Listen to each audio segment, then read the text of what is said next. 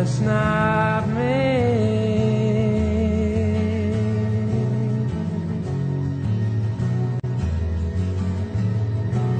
I go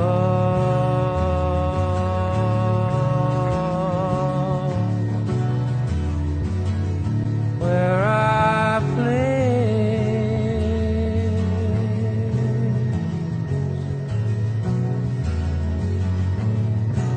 I walk through walls. I float down the living.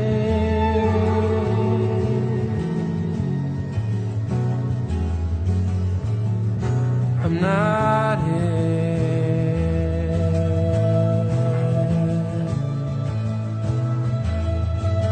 This isn't happening.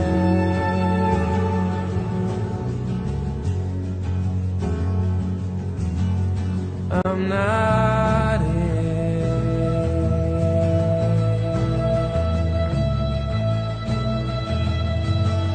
I'm not here.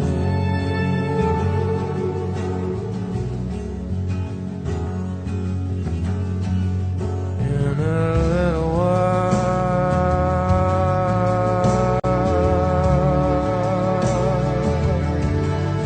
I'll be gone.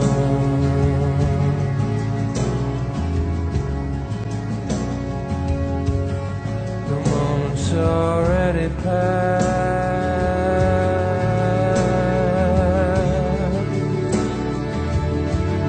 Yeah, it's gone.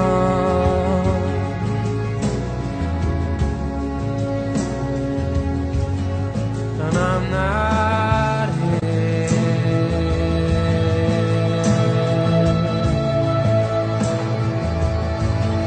This isn't happening.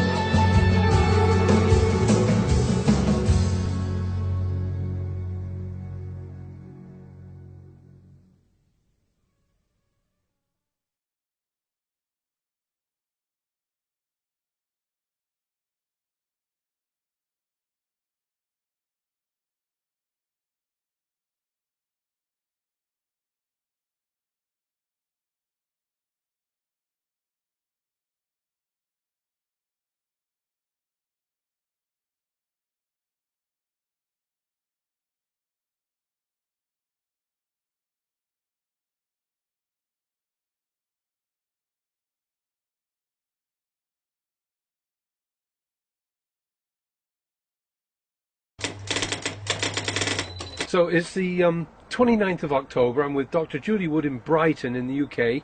You're visiting here and touring around, and you have your book with you, which is Where Did the Towers Go, is the title of your book for readers that aren't familiar. And it's such a marvelous title and picture because the 9/11 towers just disappeared and vanished after they disappeared. Could you please explain, Dr. Judy Wood, your theory and what your message is? Well, I don't really have a theory. I show evidence. This is evidence. Theory is when you're guessing at something, whether it's a physical phenomenon or whatever. I'm looking at what is there and very carefully going through what is there because it's something we've never seen before. And it's quite phenomenal what happened because there were these two huge towers there and then they were gone. They went away. How did they go away? Please tell us how they went away. Gone with the wind.